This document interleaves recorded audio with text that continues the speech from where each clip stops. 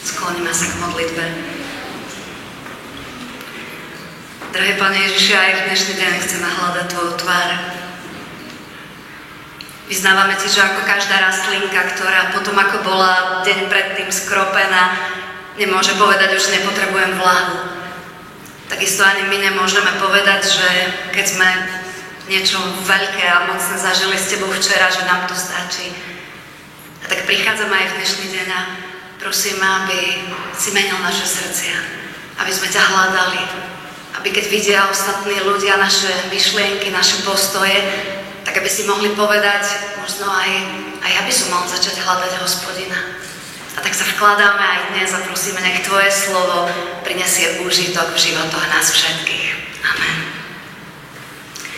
Milí bratia a sestry, za základ dnešnej kázne nám poslúži text Izaiáša, kde v 55. kapitole vo veršoch 6 až 7 čítame takto.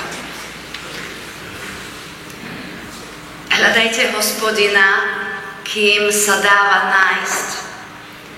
Vzývajte ho, kým je blízko. Nech bezbožný opustí svoju cestu a muž neprávosti svoje myšlienky a nech sa obráti k Hospodinovi, aby sa zmiloval nad ním, k nášmu Bohu, lebo on hojne odpúšťa. Amen. Toľko je slovo z písma svätého. Je to podobné ako so včerajšou búrkou. Veľmi sme vás, aspoň my osobne, nečakali. Nevyzeralo to, že by sa malo počasie zmeniť. Najprv sa zdalo, že to bude len taký slabý dážď a potom sa spustil riadny hlejak. Šla som spať, ešte keď pršalo. Ráno som sa zobudila do krásneho rána. Všetko bolo umyté, očistené, všetko strácajúce zeleň sa znova narovnalo. A ja si uvedomujem, že nejako takto vyzeráme aj my, naše životy. Ani veľmi nečakáme, že by sme potrebovali nejakú zmenu. Ani sa nám nezdá, že by sa mohlo niečo zásadné zmeniť. Sme predsa dospelí ľudia, alebo možno mladí, ktorí už máme nejakú tú svoju predstavu o živote. A do toho celého prichádza Božie volanie: hľadaj ma. Hľadaj ma. Hľadaj ma. Znova ma hľadajte. Hľadajte ma hlbšie. Hľadajte ma viac. Zastavte sa. Vyjdete z tých svojich ciest. Rozšírte to svoje hľadanie do širších sfér svojho života. Neobmedzte ma len na nejaký malý kúsok, na nejakú oblasť vo svojom vlastnom živote. Ešte dávam čas. Kedy bude čas, aby sme sa vysporiadali s nejakým nevyjasneným vzťahom? Kedy bude čas, aby som prestal robiť kompromis v nejakej časti svojho života? Kedy bude čas, aby som prestal rozprávať, čo rozprávam? Alebo aby som prestal robiť, čo robím? Kedy výjdem z nejakej tej svojej nesprávnej koľaje? Pán Boh vraví, teraz je ten čas. Dnes dáva nám odpoveď Božie slovo. Ako sme počuli v čítanom texte, že dávajte pozor na to, aby ste Božiu milosť nebrali nadarmo. Využívajte čas, teraz je ten príhodný čas, teraz je deň spasenia. My to poznáme veľakrát, keď niečo počujeme a klope niekto na naše srdce, tak povieme po kostole, alebo večer, alebo o týždeň, alebo po dovolenke, alebo po tomto ťažkom dni. Ale Božie slovo vraví, využívajme čas. Teraz je ten čas príhodný. Teraz je ten čas hľadať Hospodina. Dnes, tu, na tomto mieste. A keby to bolo, keby sme dnešnú nedeľu mohli odchádzať s tým, že si povieme, ja viem, že dnes sa ma Pán Boh dotkol tak ináč. Že niečo spôsobil vo mne. Prichádzala som sem s niečím a zrazu vidím, že to padlo. Teraz je čas. Myslíš si, že nie je čo zmeniť? Tak len ma hľadaj. Len ma hľadaj. Znova ma hľadaj a možno tak ako včerajšia búrka nevyzerala, že bude. Nevyzerala, že ten dážď dôjde až tak ďaleko na naše chodníky. Ale ona prišla. A aj keď prišla nečakane, nebadane, priniesla nový život. Očistila. A toto chcem pôsobiť aj v našom živote. Stále to tak funguje. Keď začíname hľadať Pána Boha a volať na Pána Boha, viete, čo on robí? On sa ozýva. Preto niektorí hovoria tak úsmevne, že nehovorte, aby Pán Boh k vám prehovoril, alebo nehovorte, že nech sa vám ukáže, lebo on to urobí. A možno nám povie veci, ktoré by akoby na prvý pohľad nechceme počuť. Ale Pán Boh nás volá k tomu, aby sme ho hľadali. Takúto zmenu zažil napríklad aj kráľ Nebukadnecar. V tom čase, keď Babylon nemal mocnejšieho konkurenta. V Božom slove je napísané: ja, Nebukadnecar, som bezstarostne žil vo svojom dome. Dobre sa mi darilo v mojom paláci. Mal som sen a ten ma vydesil. Obrazy videnia, ktoré prechádzali mojou hlavou, keď som ležal na lôžku, ma rozrušili. A začína nečakaná búrka u tohto Nebukadnecara. Znova nikto mu nevie vysvetliť sen. Volá mnohých ľudí, ale nikto mu nevie povedať, čo to znamená. Až prichádza Daniel, ktorý hľadá Pána Boha. Keď hľadáš Pána Boha, tak nejako viac rozumieš veciam a súvislostiam v tvojom živote. Preto nás volá: hľadaj Pána Boha, aby si rozumel tým veciam a súvislostiam v tvojom živote. A tak Daniel je ten, ktorý prichádza k Nebukadnecarovi a on je taký zosynchronizovaný s Pánom Bohom. Aj keď mnohí nerozumejú, on rozumie, lebo hľadá Pána Boha. A tak Pán Boh si použije jeho, aj to jeho obdarovanie. Rovnako ako keď my hľadáme Pána Boha, si používa nás a naše obdarovanie, aby to prinášalo požehnanie. A tak tento Daniel vysvetľuje Nebukadnecarovi ten obrovský strom, ktorý si videl, s nádhernými listami a s hojnosťou plodov, si ty, Nebukadnecar. Zrazu prišiel svätý z neba a dal rozkaz: vytnite strom, osekajte všetky jeho konáre, nech ostane len peň s koreňmi v obruči zo železa v poľnej tráve, aby mal podiel na poraste zeme. A to znamená, že budeš odohnaný od ľudí. To tvoje pevné kráľovstvo, ten tvoj pevný život, to, v čom sa nepotrebovalo nič meniť, sa zrazu úplne zmení. Budeš odohnaný, no tvoje kráľovstvo ostane pevné a tvoje, až pochopíš, že najvyšší Boh panuje nad kráľovstvami tohto sveta. A Daniel pokračuje: preto kráľu, jasne zanechaj hriechy, ktoré robíš, a začni žiť pre druhých. Ukonči nesprávne veci vo svojom živote a hľadaj, čo potrebujú ľudia okolo teba. Konaj dobročinnosť, buď láskavý a svoje previnenia nahráť milosrdenstvom voči slabým. Sen prestal, nič sa nedialo, a tak ani Nebukadnecar nič nerobil. A neodpovedal na to. A nezačal hľadať Pána Boha a žil si ďalej svojim životom. A potom je napísané, že v jeden deň sa Nebukadnecar prechádza po svojom nádvorí a teší sa z celej tej ríše, ktorú vybudoval. A tak v pýche svojho srdca, ktorá, viete, keď sa nezastaví v určitý čas, tak ona rastie ďalej, tak ona od toho sna znova prerastla ešte viac v tom človeku a on si to ani neuvedomil. A tak ten Nebukadnecar sa pozerá na to všetko okolo seba a vraví: či toto nie je ten veľký Babylon, ktorý som vybudoval ja? máme sklon k tomu, že keď prestávame hľadať Boha, tak tým Pánom Bohom sa stávame my. Preto nás volá: hľadajte ma. Hľadajte ma, aby ste sa nestratili. Hľadajte ma viac, ako ste ma hľadali doteraz. A viete, čo sa vtedy stalo? Keď si toto Nebukadnecar povedal, tak sa začalo plniť to, čo videl v sne. Vyhnali ho z kráľovstva. Nebukadnecar sa zbláznil. Roky žil ako divá zver.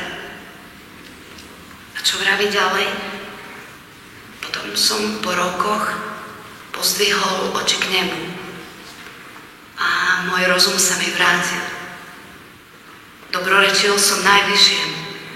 Chválil som jeho meno a oslavoval som večne živého, lebo jeho vláda je večnou vládou a jeho kráľovstvo trvá z pokolenia na pokolenie. V tom istom čase sa mi vrátila myseľ. Dostal som späť svoj majestát a kráľovanie. Vyhľadali ma vodcovia a dôležití ľudia. Bol som znova ustanovený za kráľa vo svojom kráľovstve a bola mi pridelená neobyčajná veľkosť. Keď hľadáme Pána Boha, on nie je ten, ktorý nás dá tak dole, že všetko stratíme a už nikdy nebudeme mať to, čo sme mali. Diabol nás nahovára k tomu: pozri, keď budeš hľadať vo svojom živote, áno, 80% v tvojom živote ti dáva Pán Boh, ale tých 20 ti viem dať lepších. A keď my mu uveríme a ideme za tými 20%, tak postupne stratíme všetko. A možno, že si myslíme, že to je tých 20%, ktoré mi práve chýba, a tak ja idem robiť niečo iné a idem stavať na niečom inom. Ale realita je, že strácame všetko. A preto nás Pán Boh volá: hľadajte ma. Hľadajte ma. Hľadajte moju tvár. Hľadajte, kde ste vo svojom živote. Volajte ku mne. Rozprávajte sa so mnou. Hľadajte moju tvár, lebo ja som Boh, ktorý vám dokáže dať všetko. A Nebukadnecar to musel spoznať veľmi takým ťažkým údelom vo svojom živote. Ale nakoniec on sám píše: bola mi pridaná neobyčajná veľkosť. Dostal som všetko, čo som mal predtým, len niečo vo mne sa zmenilo. Tá búrka prešla, nespadli nám domy, byty, ďalej ich tu máme, ale je to všetko trošku také iné, také čerstvejšie, také zdravšie, také lepšie. A toto je výsledok, keď hľadáme Pána Boha, že on nám nezničí naše životy. On je ten, ktorý len chce znova prečistiť to, čo sa odklonilo. To, čo začalo veriť, že tých 20% inám je zmysel, ktorý nám dá niečo iné. A tak Nebukadnecar končí svoju reč a vraví: a preto ja, Nebukadnecar, teraz uctievam, vyvyšujem a oslavujem Kráľa nebies, lebo všetky jeho skutky sú správne. To je veľký dar. Zažiť poníženie, zažiť pokorenie, zažiť dno v našich životoch a dokázať povedať: všetky jeho skutky sú správne a jeho cesty sú spravodlivé, lebo on je ten, ktorý môže pokoriť tých, ktorí kráčajú v pýche. Vyzeralo to na začiatku, že Nebukadnecar nič nepotrebuje, ale začal hľadať Boha a tak veľa sa zmenilo. A my si povieme: pekný príbeh, tisícky rokov dozadu, čo to má s nami. A tak ešte iný príbeh. Šli sme na výlet, naša rodinka, tak som prečítala veršik na konkrétny deň. A bolo tam napísané: zavediem ťa ďaleko, aby som ťa uzdravil, lebo som v tebe našiel zaľúbenie. A ja som tak spozornila pri tom verši, lebo my sme išli ďaleko, keď idete zo Slovenska, ako vy idete ďaleko. Zavediem ťa ďaleko, aby som ťa uzdravil. Niekedy potrebujeme byť vytrhnutí z tých našich životov. Žiaľ, veľakrát, až keď odídeme z toho nášho, dokážeme vnímať niečo iné vo svojom živote. Ale zavediem ťa ďaleko preto, aby som ťa uzdravil, lebo mám plán. Lebo ty si ten, v ktorom som našiel zaľúbenie. si môj milovaný. A týmto začal náš výlet. A potom aj mne sa snívali rôzne sny, ale nie také nebukadnecarovské, že čo sa stane. Keď my sme tu mali medzi sebou takých prorokov, ktorí majú také prorocké sny a vedia povedať, čo sa stane. Ale mne sa snívali skôr sny, ktoré ukazovali na veci, ktoré sa stali v mojom živote. A ja som si myslela, že sú v poriadku, že sú uzdravené, že je to vyliečené, že som tým prešla. Ale zistila som, že nie. A to je tak dobré, viete, keď na to Božie slovo, že zavediem ťa do diaľky, aby som ťa uzdravil, lebo si môj milovaný, my začneme reagovať, Pane, my ťa chceme hľadať. Pane, my ťa chceme hľadať. Naozaj ukazuj nám veci, ktoré nevidíme. Naozaj zastavuj nás v živote v tom, čo nevidíme. A pre mňa to bolo také niečo veľmi silné. Pán Boh nie je ten, ktorý nás dorazí. Keď niečo otvorí, on vie, že je čas, aby sa to otvorilo, lebo je čas, aby sa to uzdravilo. Aj keď si myslíme, že z toho nič nebude. My nič nepotrebujeme. Tá búrka nie je potrebná. A tak aj dnes mám takú výzvu pre každého jedného z nás. Uverme mu. Uver mu, že si nesmierne dôležitý. Že o tebe vraví, ja som si ťa obľúbil. Neviem, čo si myslíš o Pánu Bohu, ale uver mu, že on to vraví tebe. Ja som si ťa veľmi obľúbil. Si milovaný a tak veľa chcem skrze tvoj život ešte urobiť. Povedz mu, Pane, ja ťa chcem hľadať. Pane, ja sa chcem učiť počúvať tvoj hlas. Pane, ja túžim potom, aby to, čo spadlo v mojom živote, aby tvojou silou mohlo povstať. Aby to, čo bolo choré, aby mohlo byť uzdravené. Aby to, čo bolo suché, znova ožilo.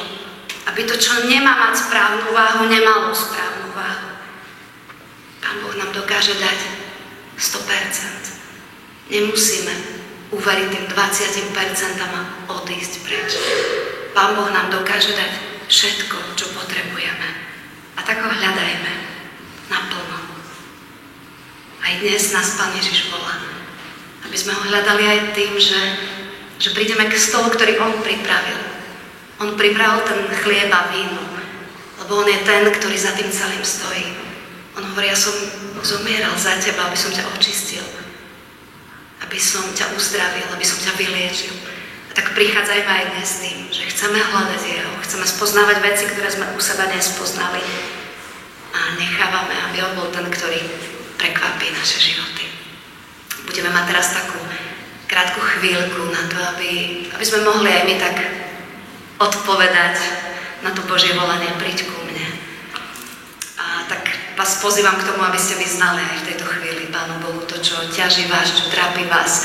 Alebo len jednoducho, aby ste povedali, Pane, ja ťa chcem hľadať. Chcem ťa hľadať viac, ako som ťa hľadal. Možno si myslím, že to nepotrebujem, ale chcem to robiť, lebo tvoje slovo ma k tomu vyzýva. Hľadajte Hospodina, kým sa dáva nájsť. Vzývajte, volajte k nemu, kým je blízko. Nech cesty, ktoré robíme bez Pána Boha, tým sa stávame bezbožnými, nech robíme s ním a nech sa odvraciame od zlého, lebo on je ten, ktorý sa chce zmilovať. On je ten, ktorý hojne odpúšťa.